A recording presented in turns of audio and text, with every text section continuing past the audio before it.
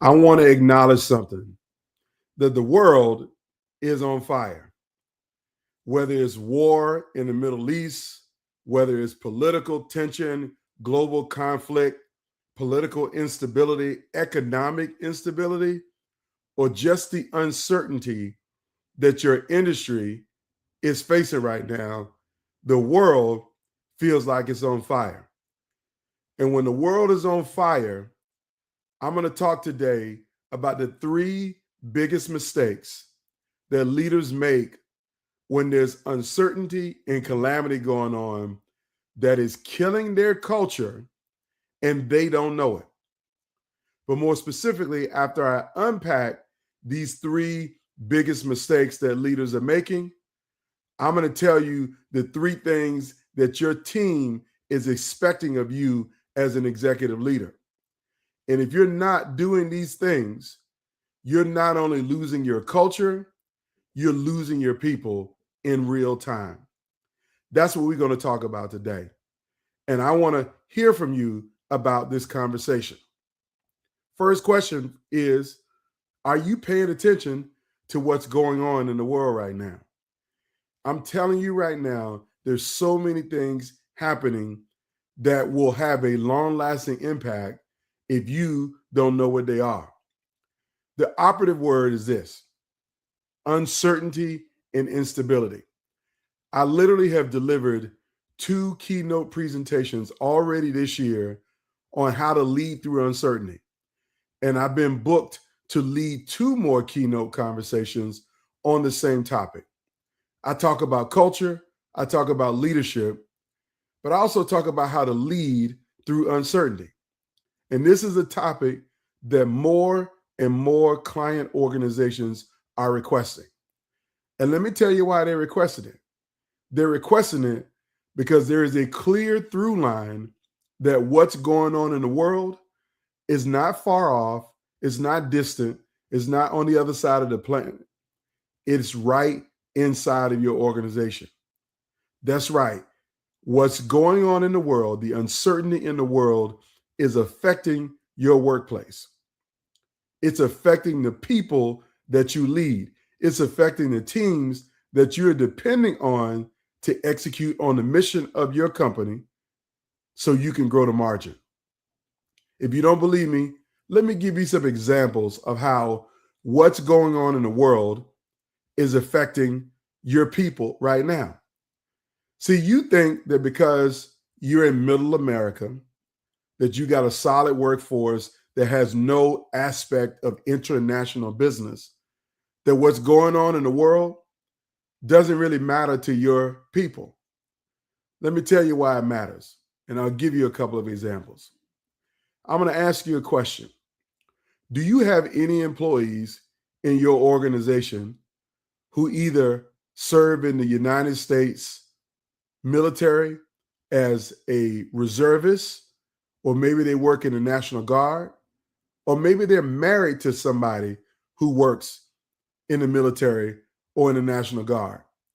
If you do, then that employee is worried every day about what's going on in the world.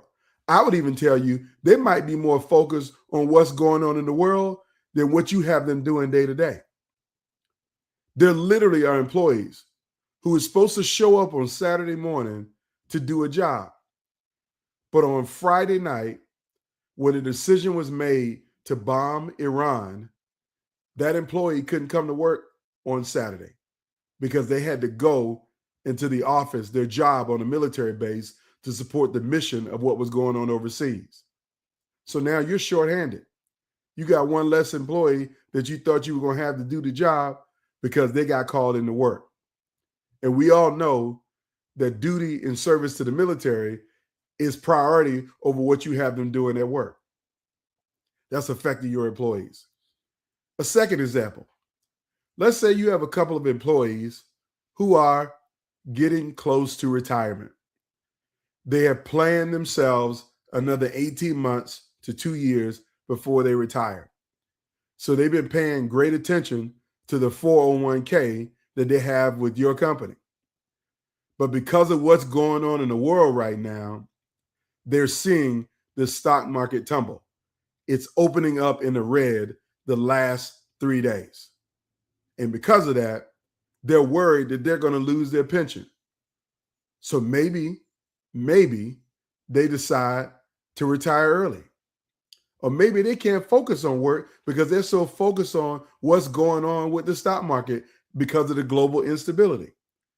You might have employees who are massively distracted in that same way. There's a third way. Let's say you have a budget inside your organization because you have a fleet of vehicles that you refuel and use to execute on your mission. But gas prices are creeping up because of the instability in the Middle East. And now your budget of what you had budgeted for gas might get blown up this year. It might even get blown up before the end of this quarter because gas prices are going up. So now financially, your organization is out of whack. But imagine if you lead that division that's got to refuel the fleet of vehicles and your performance evaluation is tied to whether you meet the budget or not. So now you're anxious, making decisions, telling people, don't drive today. Don't go that far today. Or I'm only going to allow 5 vehicles out in the fleet rather than 10 vehicles because I'm worried about blowing the budget. So what's happening? Work is not getting done. All 3 of these things and lots of others are affecting the culture in your organization. They're affecting your people. You know why? Because they're watching the news. They're going to watch the news. And here's the question that they're asking of you. And they're asking a clear, simple question. Does my leader see what's happening? Does our executive team know what's going on? Is our executive team actually paying attention? So here are the 3 mistakes. The 3 mistakes that you might be making right now. These are the biggest mistakes that are actually going to cost you from an employee standpoint, from a cultural standpoint. The first one is this. As a leader, your biggest mistake would be is to not know what's going on in the world. Now, I know you don't watch a lot of news on TV. Your feed on Instagram is curated with different content and it don't have nothing to do with what's going on in the world. You may not be paying attention to all of the news sources. And I'm not telling you to pay attention to all of the news sources. But I'm telling you that your people are watching what's going on in the world. And if you don't know what's going on in the world, that means they know more than you do. And that's going to make me question and make them question, do you deserve to be the leader because you don't actually know what's going on in the world? That's a question. So a mistake you can make is to not know what's going on. So you as a leader should have some traditional, industry-related resources that inform you about what is going on in this uncertain world that we're in. When the world feels like it's on fire, where do you go for your information? It better not be Fox News, better not be MSNBC, but it better be some credible, journalistic, integral sources that can give you the positive, the negative, and the reality of what's going on. Not the political spin, not the toxic language, not the editorialized version of it, but what is actually happening, who is involved, and then your job as a leadership team is to think through how this might affect you and your organization. But mistake number 1 is to not know what's going on. Here's mistake number 2. It's to not know how what's going on is affecting the people that you lead. Like if you don't really have an understanding of how many active duty service members you have in your workforce, you don't know how this might be affecting your people. If you don't know how many people in your workforce are married or raised someone that is an active duty service member, you don't know how this is affecting your people. If you don't regularly pay attention to who in your workforce is approaching retirement and might have an extra eye on their 401k, you don't know how this might be affecting your people. If you don't understand that some of your employees have family members who teach abroad. They might teach English in Dubai. They might be studying abroad for the spring semester. They might have children studying abroad for the spring semester. They might be on vacation. And yes, you need to talk to your chief of HR to know whether you got new employees starting. See, I had a conversation just yesterday with a client, and this client is focused on their executive team culture and things are starting to go well.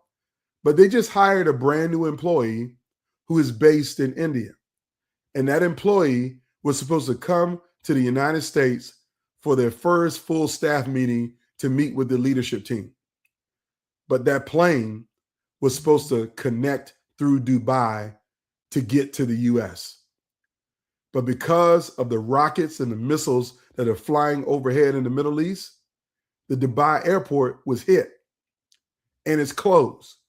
So now that new employee who was supposed to take off and fly to the States can't get here. That's disruptive to the person who hired them and the new employee who's supposed to do their job. So the second mistake that leaders make is that they don't know how the changes and the challenges and the disruption and the uncertainty in the world is going to affect the employees in the organization. That's the big mistake. You don't know what's going on, and then you don't know how it's affecting your people. But let's just say you do know what's going on, and you do know how it might be affecting your employees. This is mistake number 3, which actually might be bigger than the first 2, is that if you know what's going on in the world and you know what's going on with your employees, but you're not communicating with your employees about what you know and how it's affecting them, you're making a huge mistake. Because that's going to say to people, you don't know what's going on. And you don't know what's going on with me because you need to communicate with your team that you know, understand, empathize, and want to keep them focused on what you can do to support them. Those are 3 big mistakes. Number 1, not knowing. Number 2, not knowing how it's affecting your team. And number 3, not communicating about what you know. And again, here's the question that your people are asking. Does our executive team see what's happening out here? Do they know? See, I'm telling you this because I don't want you to think that you have to become a foreign policy expert. You don't have to be an expert in the stock market. You don't have to be an expert in global travel. You don't have to be an expert in the Middle East peace process. Nobody's expecting you to be an expert in any of those things. But they are expecting you to be a credible leader, particularly in a time of uncertainty. And so you will be a credible leader if you know what's going on, if you know how it's affecting your people, and you're communicating with them about these circumstances and situations. So I want to give you just a few things that I need you to be focused on as the world is on fire. How to respond, how to not make these mistakes, but more importantly, how to navigate global uncertainty and global instability as a leader. If you want to be seen as that executive that matters, if you want the command, respect, and the attention and the focus that you think you deserve as an executive leader, you can't be MIA when the world is on fire. You can't be. You shouldn't be. If you are, you're confirming your irrelevance as an executive.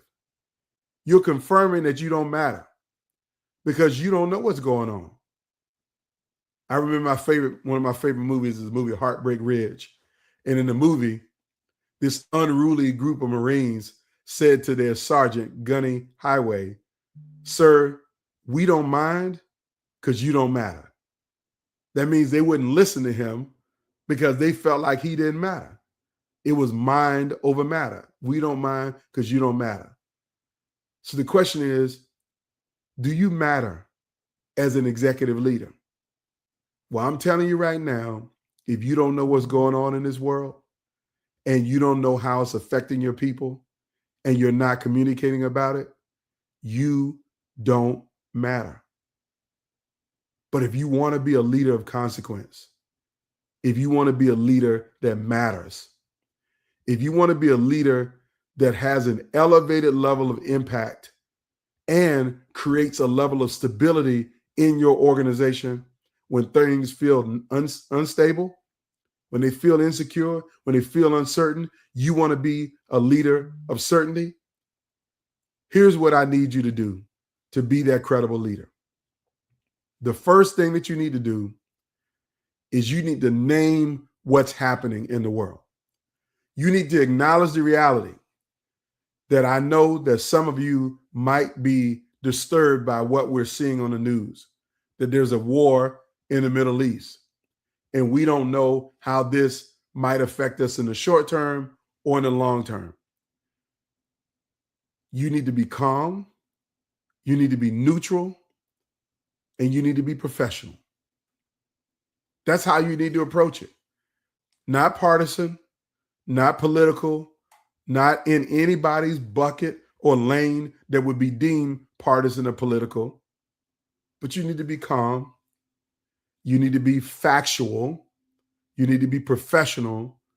And you need to be neutral. That war is never good. Or if it's good for your business, say war is good for our business.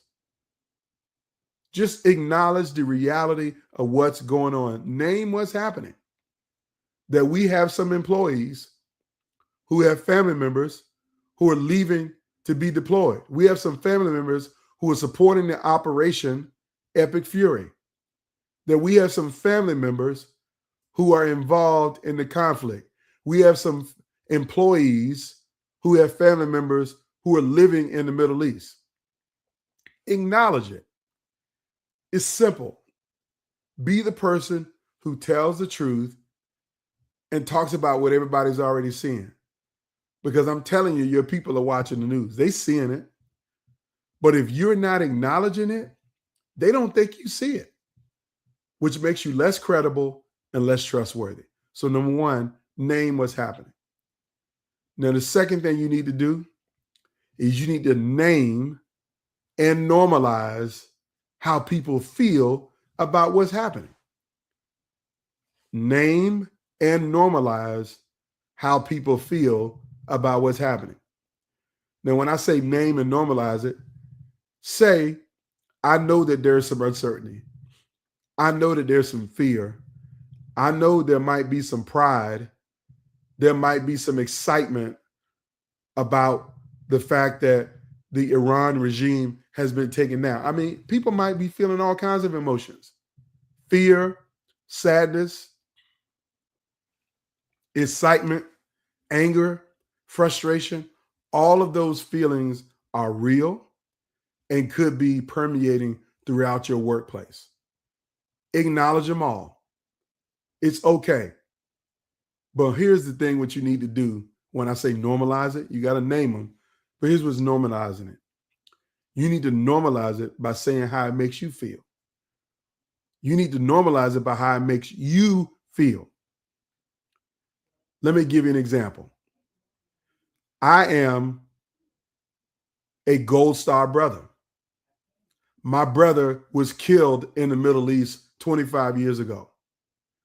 So anytime there is conflict in the Middle East and the bad guys are going down, I feel some excitement about that. I want terrorism to stop. I don't want anybody to be a victim of terrorism. And I know that Iran has been the perpetrator of terrorism across the world for a very long time. So when the bad guys go down, that makes me feel good sometimes. But I'm also fearful. Let me tell you why I'm fearful. Because I know that conflict in the Middle East region has been going on for generations. Not one, not two, not three, not four, not five, not six, not seven, 8+ generations. And because of that, I know it's hard to end the conflict. There hasn't been peace in the Middle East, a permanent peace in the Middle East in any of our lifetimes. So what does that say to me? That when this conflict is over, there's going to be some people angry. There's going to be some people pissed off. There's going to be some people who get radicalized into committing more terrorist acts. So that gives me fear because I know what my family experienced 25 years ago when we thought everything was at peace. The year 2000 was before 9/11. We were all, quote unquote, at peace in the Middle East. Egypt and Israel had just had a peace accord or was working on a peace accord. So we all thought everything was peaceful. But yet, on October 12th of 2000 in that year, my brother and 16 of his shipmates was murdered by 2 suicide bombers and a whole bunch of other people who were involved to help them to carry it out. So I'm acknowledging that with all of this is going on, you might be having some of the same fears that I have, but maybe for different reasons.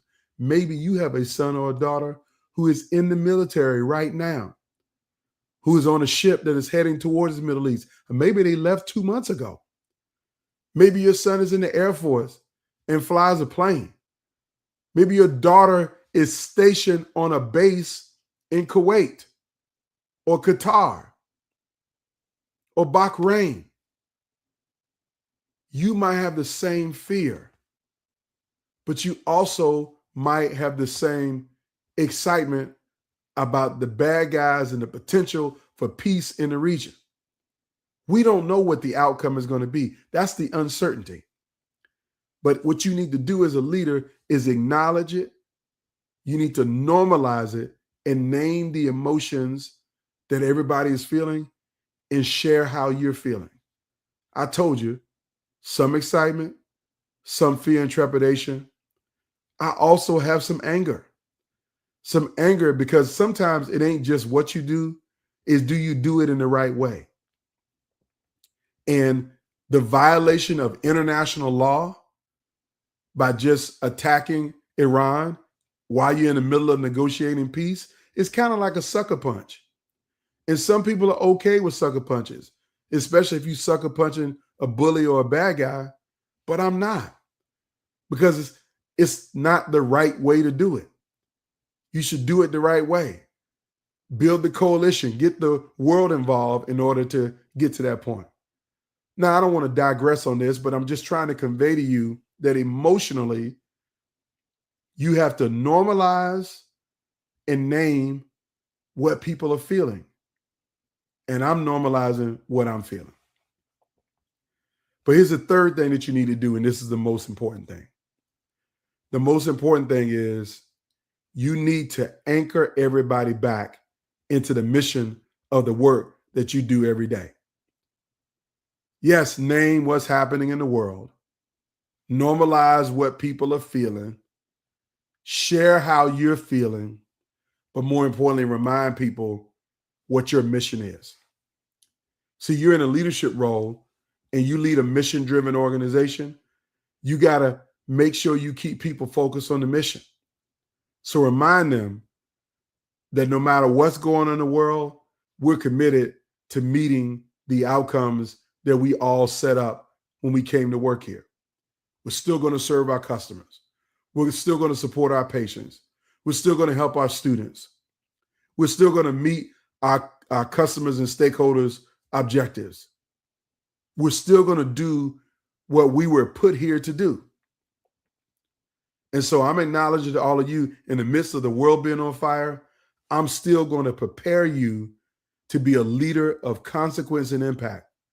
I'm going to show you how to be in a position of power for good in your organization. I'm going to show you how to build culture that is resilient to all of the things that are going on in the world. Because that's what this is about, is that the world is always going to be unfair, uncertain, and unstable. The 3 uns, and maybe I'll put that in some kind of book or something. Unfair, uncertain, and unstable.